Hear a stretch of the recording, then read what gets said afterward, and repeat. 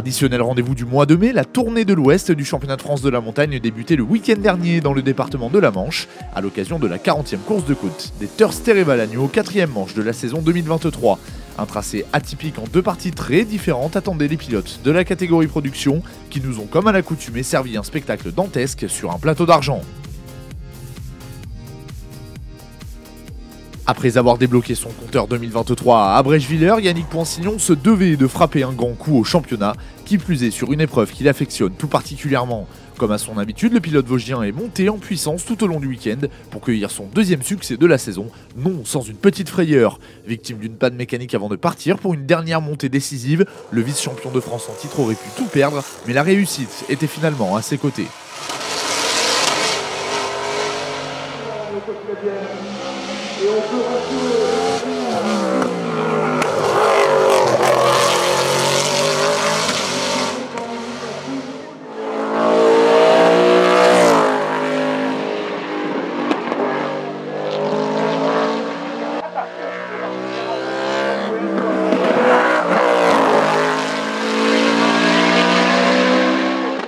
Oui, très content du week-end. En plus, on repart avec la victoire. En plus, avec un bon chrono à la dernière montée. Donc, on se rapproche du record qui était 3,600. On fait 3,900.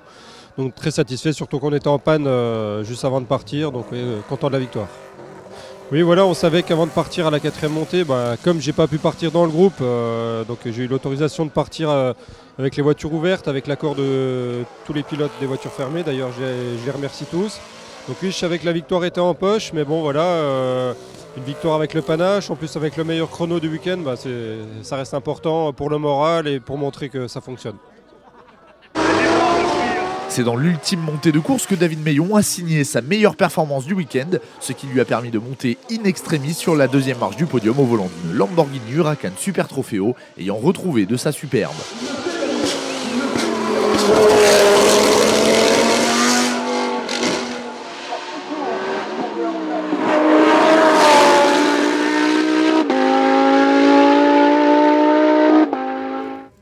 Philippe Schmitter a lui aussi marqué les esprits en lice pour la victoire jusqu'aux derniers instants de l'épreuve. C'est finalement à la 3e position du classement Scratch que l'on retrouve la Renault RS01 du pilote alsacien.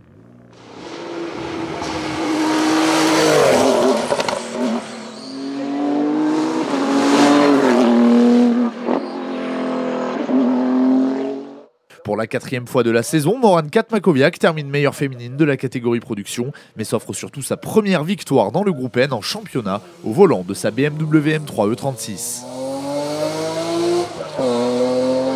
Morane Katmakoviak. Une autre pilote féminine a brillé à Tereval, Célia Debé. Sur sa Renault Clio 3 Cup, la pilote nazérienne termine meilleure jeune de la catégorie production.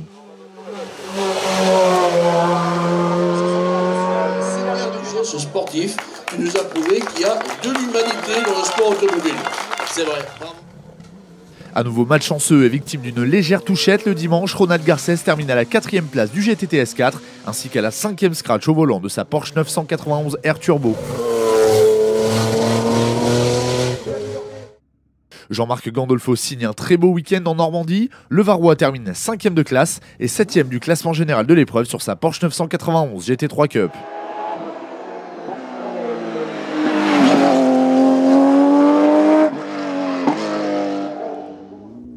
Il devance ainsi un autre porschiste, Philippe Marion, qui termine 6e du GTT S4 et 8e au scratch.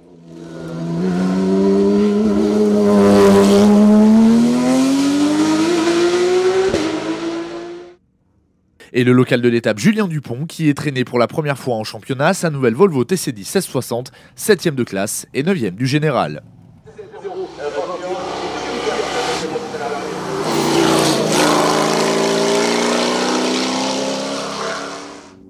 Après un très bon week-end à Abrèche-Villers, Vincent Lagache confirme le potentiel de sa Ferrari 430 GTO. Il termine à son volant 8e du GTT S4.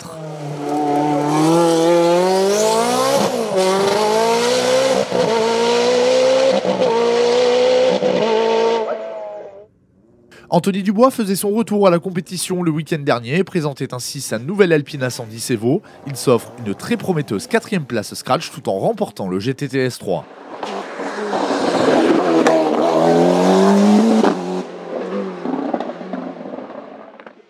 Dans cette même classe, c'est Thierry Thiers qui prend la deuxième position au volant de sa désormais habituelle Cupra Leon TCR. Jean-Michel Godet s'offre sa première victoire de classe de la saison en plaçant sa midjet 1400 cm3 au sommet de la hiérarchie du GTTS 1. Le groupe FC, très fourni dans la Manche, a offert de magnifiques empoignades. Christophe Pensignon s'y est imposé sur son Simca CG Turbo, terminant également 6ème du général.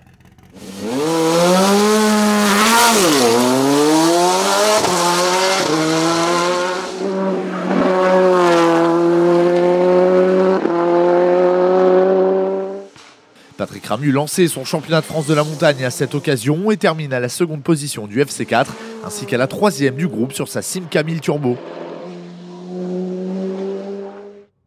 Dans la classe FC2, la victoire est revenue à un autre pilote de Rallye 2, Laurent Brossard, qui réussit décidément sa première saison en qualité de pilote CFM.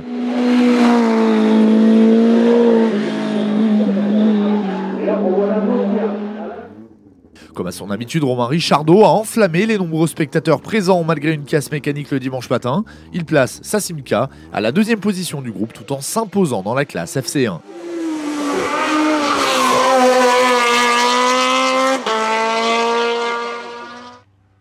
Surfant sur la bonne dynamique d'Abrèche-Villers, Francis Daudière s'est imposé dans le groupe A et dans la classe A5 sur sa nouvelle Cupra Leon Super Copa MK3 tout en accrochant la 10e position du scratch.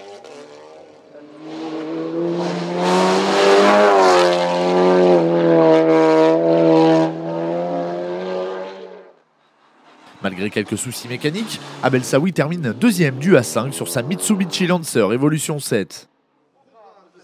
À domicile, Jean-Jacques Morel a brillé et a parfaitement dompté sa nouvelle Peugeot 308 Cup. À son volant, il remporte la classe A4 et termine deuxième du groupe A. C'était sans compter sur l'adversité proposée par Manuel Brunet, autre pilote de 308 Cup, qui termine deuxième de la classe et troisième du groupe. Franck Perrin poursuit sur sa lancée en s'offrant une belle troisième place en A4 sur une autre Sochalienne, une 207 LW cette fois-ci. En lice pour le podium du groupe, Michael Bonnevie a encore une fois prouvé son potentiel et termine au sommet de la hiérarchie de la classe A3 sur sa Renault Clio 3 Cup.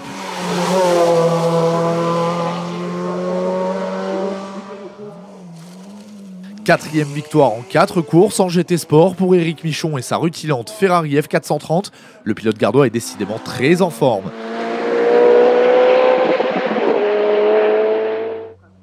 Dans le groupe GT Sport, Léonard Luzardi s'empare quant à lui de la victoire dans la classe GT1 sur sa très belle Lotus Exige.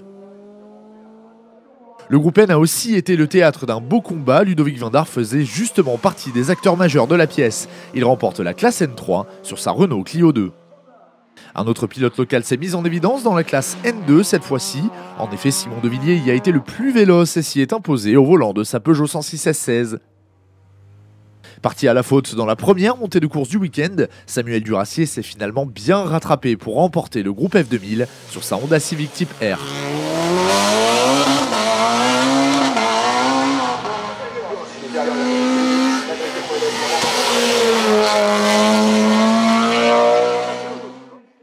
Le Rochelais a dû toutefois dompter un Julien Vernier des grands jours, qui termine finalement deuxième du groupe, mais qui remporte la classe F2002 sur sa Citroën Saxo. Notons également la très belle pointe de vitesse de Jordan Le Dentu, lui aussi au volant d'une Saxo, qui remporte quant à lui la classe F2001.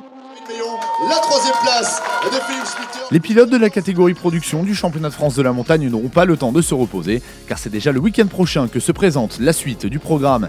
La 59e course de côte de La Pommeraye, 5e manche de la saison disputée dans le département du Maine-et-Loire, sera au centre de toutes les attentions.